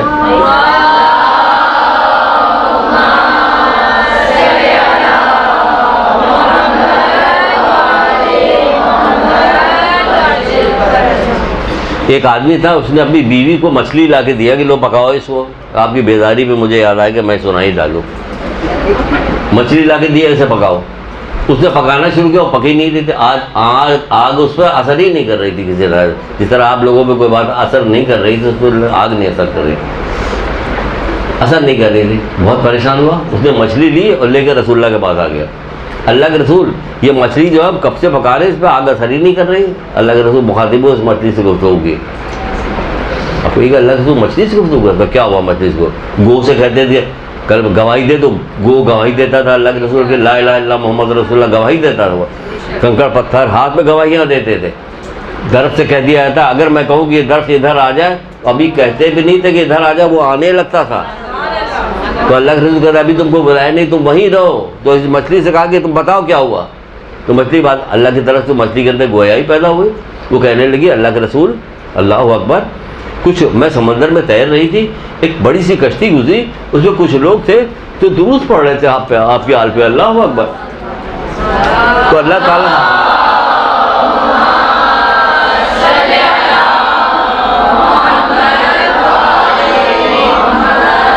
تو میں بھی اس کے ساتھ ان لوگوں کے ساتھ میں نے بھی درود پڑھا، تو اللہ تعالیٰ کی طرف سے وہی آئی، اللہ تعالیٰ کی طرف سے ندا آئی کہ اب تم پر آگ اثر نہیں کرے گی،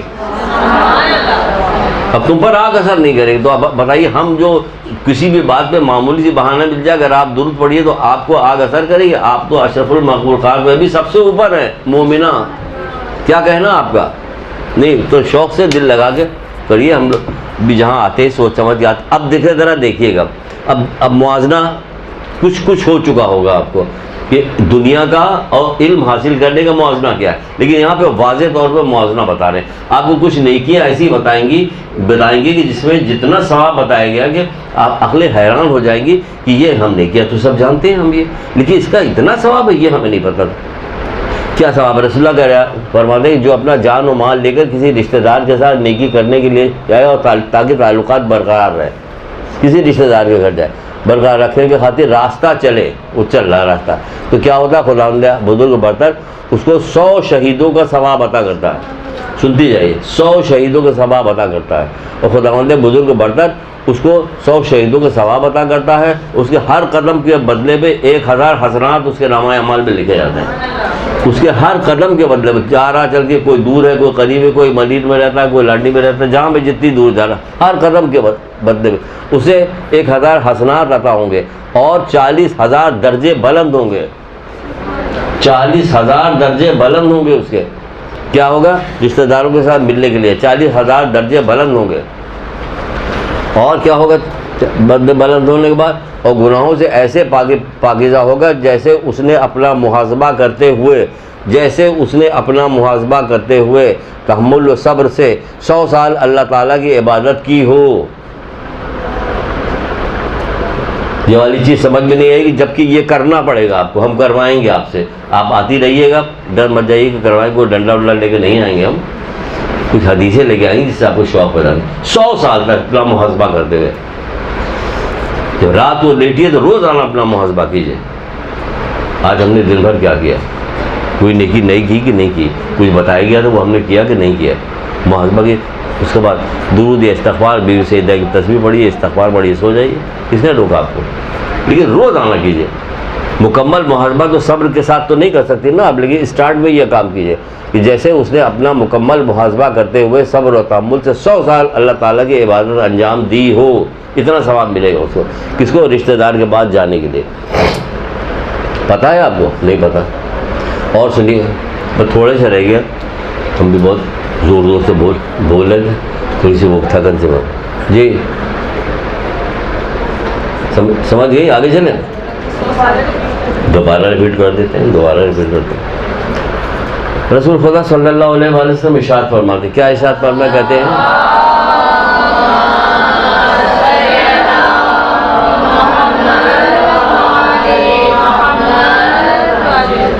جو شخص اپنا جان و مال لے کر کسی رشتہ دار کے یہاں نیکی کرنے کے ارادے سے رشتہ دار کے ساتھ نیکی کرنے اور تعلقات برقرار رکھنے کی خاطر راستہ چلے، تو کیا ہوگا؟ تو خداوند عالم بزرگ برتر اس کو 100 شہیدوں کا ثواب دے گا. 100 شہیدوں کا ثواب دے گا. اور ہر قدم کے بدلے میں 1000 حسنات عطا فرمائے گا. 1000 حسنات عطا فرمائے گا. اور وہ گناہوں سے ایسے پاک و پاکیزہ ہو جائے گا. اور وہ گناہوں سے، آپ رشتہ دار کے یہاں گئی ہیں، وہاں سے واپس آئی ہیں، بہت دل میں آپ کو خوشی ہے کہ کتنی ساری دوسرے رشتہ داروں کی خبریں ہمیں مل گئی ہیں. آپ کو مزہ آئے گا، پورا ہفتہ کافی اچھا آرام سے گزرے گا. یہی ہوگا نا. سب کو بیچ میں ہر چیز ضرور ڈالیں گے کہ ایسا نہ ہونے پائے. رشتہ دار کے یہاں جائیے تو کچھ اچھی چیزیں لے کے آئیے یا کچھ اچھی چیزیں بتا کے آئیے. جہاں گناہ کی کوئی غیبت کی بات، بہن پلیز یہ نہ کرنا، یہ نہ کرنا، چھوڑو، جان دو. ان کا کام ان کے ہاں، ہمارا اللہ ان کو بخشش کرے، ان کی پروردگار ان کو گناہوں کا. خوب دعائیں اس کے حق میں کہ اللہ میں تو اس کی برائی بتا رہی، تو اتنی دعائیں دے رہی ہے، حد اختیار نہیں. خوب دعائیں دیجیے ان کو، پروردگار ان کو بخشے، پروردگار ان کا گناہ معاف کر دے. یہ باتیں مت کیجیے، چھوڑ دیے. ہمیشہ کیجیے. آپ لوگ آپ کو بلانی چھوڑ دیں گے. اس سے گھبرائیے مت، اس سے خوش ہوئیے. سبحان اللہ، اس کا مطلب کام ہو گیا ہمارا. زیادہ زیادہ لوگ کریں گے اور ہماری نقش قدم پہ چلیں گے، زیادہ لوگ، کام ہو گیا. تو کیا ہوگا؟ 100 سال 1000 حسنات اس کے نام پہ لکھے جائیں گے اور 40,000 درجے بلند ہوں گے. اس کے 40,000 درجے بلند ہوں گے. اور گناہوں سے ایسے پاک و پاکیزہ ہو جائے گا، جیسے کہ اس نے اپنا محاسبہ کرتے ہوئے صبر اور تحمل سے 100 سال اللہ تعالیٰ کی عبادت انجام دی ہو.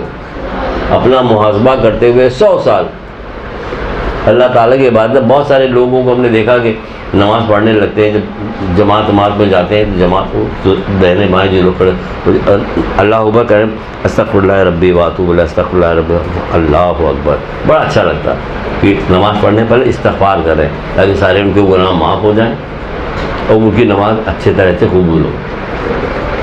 تو یہ عادت ڈال دیا انہوں نے. اب بھی عادت ڈالی 100 سال تک محاسبہ کرنے کی. کیا محاسبہ کریں کہ ہم رات کو سونے سے پہلے اپنا محاسبہ کریں گے اور ایک تسبیح استغفار پڑھیں گے. ہم رات کو سونے سے پہلے اپنا محاسبہ کریں گے, ایک تسبیح استغفار پڑھیں گے, ایک تسبیح حضرت زہرا کی تسبیح پڑھ لیں گے. سبحان اللہ, کیا کہہ لیں. یہ روزانہ اپنی عادت, بس آپ نے اپنی عادت بنائی.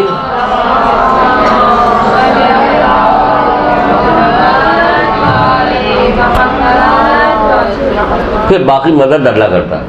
اب دعا نماز پڑھنے کے لیے بیٹھے, بہت تھکے ہوئے تھے, جیسے یہاں سے جا رہے ہیں, بہت بولے جس طرح سے ہم بولتے ہیں, بس وہ عادت ہے اس طرح سے بولتے ہیں. اب جائیں گے مغرب عشاء نماز پڑھنے, بہت تھکن سی محسوس ہو رہی ہے. اب نماز پڑھ کے ہم بس خالی نماز پڑھتے ہیں. چلو تسبیح پڑھ لیا, تسبیح پڑھنے کے بعد کہا چلو یہ چھوٹی سی دعا یہ پڑھ لیتے ہیں. پھر اچھا چلو صحیح سے کاملہ کی یہ تو پڑھ لو, وہ پڑھ لیا. تو کہا اچھا چلو وہ پڑھ. اللہ تعالیٰ سب پڑھوا دیتا ہے. بارہا میں کہتا ہوں, بھائی فقیر سے بات کرتے ہیں, بھائی میں تو سوچ کے بیٹھا تھا کہ نہیں پڑھوں گا, اتنا تھکے, ساری کی ساری دعائیں مجھے پڑھ لی, مجھے اندازہ بھی نہیں ہوا کہ سب میں نے پڑھ لیا. دیکھیے اللہ کرواتا ہے. آپ 40 دن تک عمل کر کے دیکھیے اللہ آپ سے وہ نیکی کروا. فرشتے آپ کو صبح آگے جگائیں گے. کہ فرشتے کیسے جگائیں کہ آپ کی آنکھ کھل جائیں گے, فرشتوں نے جگا دیا. اور کیا کریں, آپ ذرا صبح کی نماز پڑھ کے دیکھیے, پابندی کے ساتھ فرشتے آپ کو آگے جگائیں گے. اگر نہیں بھی پڑھیے تو کیا چیز لیں گے آپ, صرف نیند. کیا قیمتی چیز ہے نیند, بالکل بیکار سی چیز. اٹھ جائیے گی تو کچھ بھی نہیں. خوشی ہوگی آپ کو دوبارہ جب جا کے لیٹیے گا, یہ دن کا کام ہوگا تو آپ کو خوشی ہوگی کہ آج تو میں نے صبح کی نماز پڑھ لی تھی. میری صبح جو ہے آج گناہ کے ساتھ نہیں, گناہ کبیرہ کے ساتھ میری صبح نہیں ہوئی. 100 سال اللہ تعالیٰ کی عبادت میں انجام دیا ہو. ٹھیک ہے, ایک یہ ہو گیا, کتنا ثواب. اب دوسرا ثواب سنیے ذرا. جو شخص کسی مریض کی عیادت کرنے جائے تو اس کے واپس گھر پہنچنے تک ہر قدم کے بدلے میں, مریض کی عیادت کرنے اپنے گھر سے نکلا, یہاں تک گیا, یہاں سے واپس پلٹ کے پھر اپنے گھر گیا, جتنے قدم اس نے چلے 70 لاکھ نیکیاں اس کے نامہ اعمال میں لکھی جائیں گی.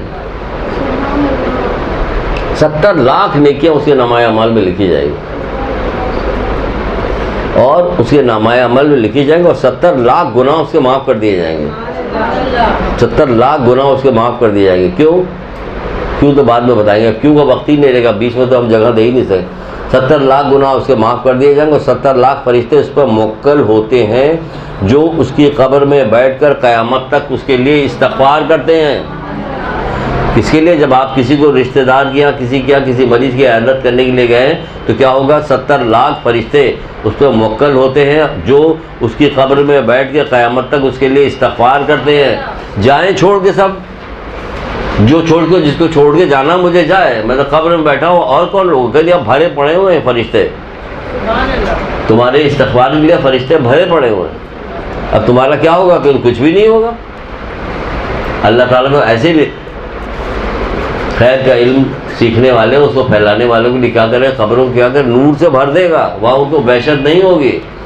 تو یہ خیر کا علم حاصل کیا نا آپ نے, رشتہ داروں کے ساتھ گئی, اس کو تعجب ہوا کہ اللہ یہ ہمیں دیکھنے کے لیے, اللہ خیر کرے گا, یہ مری نہ جائے گا, یہ ہمیں دیکھنے کیسے آ گئی, ہے نا. ڈر جائیں گے لوگ, جو جاتے نہیں ہوگا, عادت نہیں ہوگی تو ڈر جائیں گے. تو کیا ہوگا, قبر میں بیٹھ کے لوگ استغفار کریں گے. یہ تو یہ ہوگا کہ کتنی بڑی بات ہے, بہت زیادہ ثواب ہے نا, حیرت انگیز ثواب ہے. اب حیرت انگیز ثواب اور دیکھ لیجیے, ایک اور دیکھیے, ایک کے بعد نہیں بتائیں گے, پھر کبھی جب آئیں گے تو آپ کو بتائیں گے. کہا جا رہا ہے جو شخص کسی جنازے میں شرکت کرنے کے لیے جائے تو کیا ہوگا, جنازے میں شرکت کرے گا تو کیا ہوگا, ہر قدم کے بدلے میں اس کو کیا ہوگا, وہ 70 لاکھ چل رہا تھا, اب یہاں دیکھیے گا 10 کروڑ نیکیاں اس کے نامہ اعمال میں لکھی جائیں گی. 70 لاکھ, اب یہاں پہ 10 کروڑ نیکیاں لکھی جائیں گی. 10 کروڑ گناہ اس کے معاف کر دیے جائیں گے, 10 کروڑ درجے اس کے بلند کر دیے جائیں گے. کیا سمجھے, کس لیے, جنازے میں شرکت کرنے کے لیے گئے. لیکن اس کے بعد کیا ہوا, آیت اللہ مما قانی, کیا فرماتا ہے آیت اللہ, کیا فرماتا ہے, مگر علم دین حاصل کرنا اس سے بھی افضل ہے. اب اس سے اوپر کی کیا چیز ہو گئی, اس سے بھی افضل. 10 کروڑ 10 کروڑ 10 کروڑ, لیکن یہ اس سے بھی افضل ہے. کیا کرنے, جو آپ کرنے آئی ہیں, علم دین فقہ آپ حاصل کر رہی ہیں, اخلاقیات آپ حاصل کریں گے, دوسری چیزیں آپ کو بتائی جائے گی سب.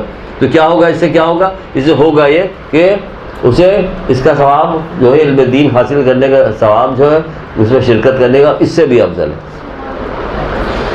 جبکہ اس میں اتنا ثواب آگے کی دوسری کتابوں میں لکھا گیا کہ اس کی جنازے میں شرکت کی, اس کو نماز جنازہ پڑھی, قبر میں لے جا کے دفنایا, وہاں مٹی ڈالی, وہاں سے گھر واپس آیا, یہ اتنے ثواب کے علامہ الحفیظ اتنا ثواب ہے، لیکن تمام ثوابوں کے بعد بھی کیا کہا جا رہا ہے کہ مگر علم دین حاصل کرنا اس سے بھی افضل، ٹھیک ہے نا، علم دین حاصل کرنا اس سے بھی افضل۔ پھر ایک جگہ یہ کہا جا رہا ہے کہ کوئی شخص اس ارادے سے گھر سے باہر نکلے، کوئی شخص اس ارادے سے گھر سے باہر نکلے کہ وہ کچھ علم دین حاصل کرے گا، خود بھی اس پہ عمل کرے گا اور دوسروں کو بھی اس کی تعلیم دے گا، اب اس کا کیا ثواب ملتا ہے؟ علم دین کے حوالے سے یہ بات ہے کہ کیا کہا جا رہا ہے کہ جو شخص علم کی تلاش سے اپنے گھر سے باہر نکلے وہ ایک باب علم کا حاصل کرے تاکہ وہ خود بھی اس پہ فائدہ اٹھائے اور دوسروں کو بھی اس سے فائدہ پہنچائے، تو کیا ہوگا کہ تعلیم دے تو خداوند عالم اس کے ہر قدم پہ 1000 سال کے روزوں کا ثواب لکھے گا، ہر قدم پہ۔ ہمیں کیا پتہ یہاں کتنے قدم چل کے آیا، ہر قدم پہ 1000 روزوں کا ثواب اور 1000 سال عبادت کا ثواب اس کو دیا جائے، اور فرشتے اسے اپنے پروں پہ لے لیں گے اور اس پہ آسمان کے پرندے اور سمندر کی مچھلیاں اور خشکی کے چوپائے اس کے لیے دعائیں مغفرت کریں گے۔ آسمان کے پرندے پتہ نہیں کتنی مخلوق، پتہ نہیں، سمندر کی مچھلیاں پتہ نہیں کتنی ارب ہے، دیکھ لیجئے اس کا ثواب۔ اس کو 70 صدیق کا درجہ پروردگار مرحمت فرمائے گا، 70 صدیق کا درجہ پروردگار اسے مرحمت فرمائے گا، سمجھا؟ اور اس کو اگر اس کو پوری دنیا دے دی جائے، اگر اس کو پوری دنیا دے دی جائے اور وہ اسے اللہ کے راہ میں خرچ کر دے تو بھی اس کے برابر ثواب نہیں ملے گا۔ کس کے برابر؟ یہ علم دین حاصل کرنے کے بعد کہ یہاں سے آپ کچھ سیکھیے، سیکھنے کے بعد واپس جائیے، واپس جانے کے بعد خود بھی اس پہ عمل کیجیے، دوسروں کو بھی عمل کرائیے تو اس کا ثواب نہیں ملے گا۔ اتنا ثواب ہے۔ اور خالی یہی نہیں ہے، ایک آخری سن لیجیے اور بھائی بہت سارے ہیں، کہاں تک اس کو سارا بیچ سے چھوڑ رہے پھر بھی پورا نہیں پائے۔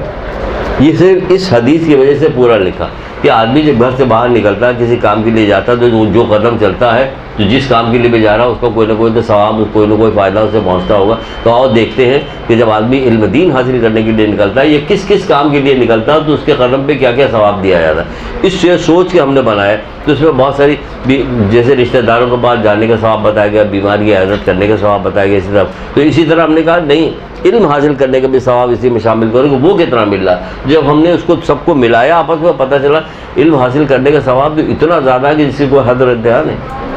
70 لاکھ وہ مل رہا ہے، ثواب مل رہا ہے، لیکن علم دین کی جب بات آئی تو بہت اوپر ہے۔ اب ایک چوتھے امام زین العابدین علیہ السلام کی ایک روایت سن لیجیے۔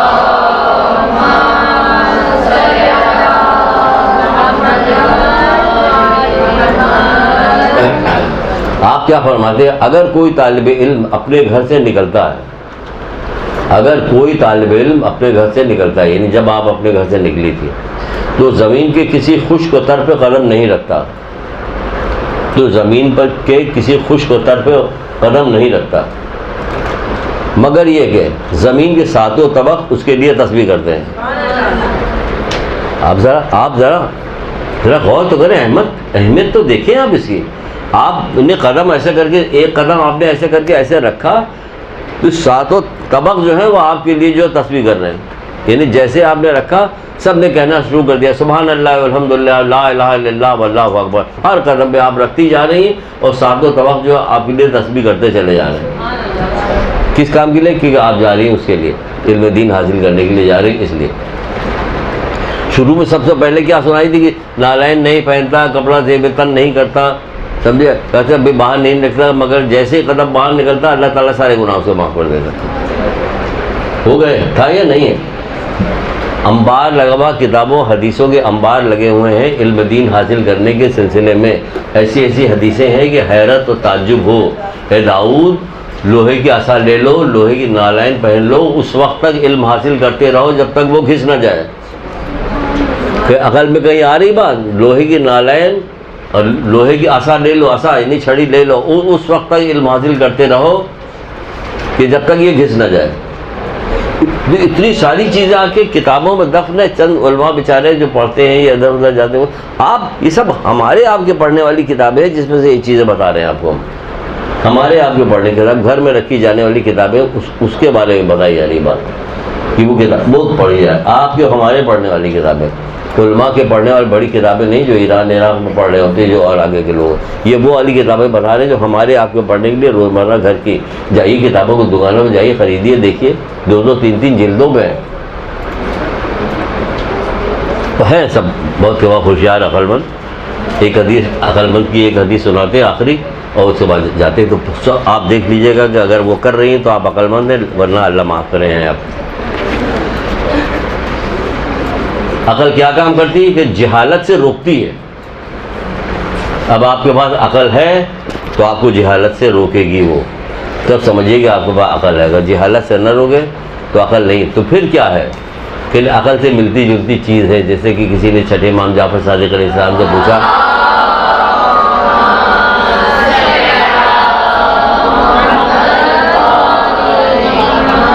کہ مولا عقل کیا ہے, کہ جس سے رحمان کی عبادت کی جائے اور جنت کو حاصل کیا ہے. رحمان کی عبادت کی جائے اور جنت کو حاصل کیا ہے, یعنی وہ والی عبادت کی جس کے بعد جنت مل جائے. وہ والی عبادت نہیں کہ تیر کی طرح خشک ہو جائے, کمر اس کی کمان کی طرح خمیدہ ہو جائے, پھر بھی اس کو کچھ فائدہ نہ پہنچائے گا بجز پرہیزگاری. اگر پرہیزگاری نہیں تو کوئی فائدہ نہیں.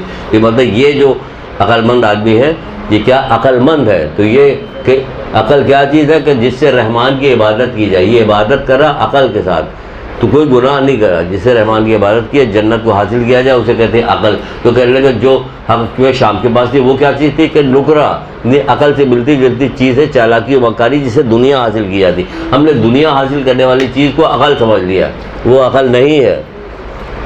قیامت کے دن جب پہنچے گا تو یہ ہم کیا کرتے رہے کہ جو کچھ کرتی رہے بے عقلی کا کام کرتی رہے. ہم تو سمجھ رہے تو بہت عقل مند ہے, آئیے آپ کو آپ جیسے دوسرے عقل مند کے ساتھ شریک کیے دیتے ہیں وہاں پہنچا دیا جائے, پھر لیجیے ان کے ساتھ. آپ سمجھ گئے. تو عقل کیا کام کرتی ہے, جہالت سے روکتی ہے, باز رکھتی ہے. تو انشاءاللہ امید ہے کہ پروردگار محمد آل محمد کے صدقے میں آپ لوگوں کو جہالت سے باز رکھے گی عقل, اور آپ کو علم کا شوق عطا فرمائے گی. اور پابندی کے ساتھ آپ آتی رہیے گا اور علم دین حاصل کیجیے گا اور یاد کیجیے گا, عمل کیجیے گا, دوسروں تک پہنچائیے گا.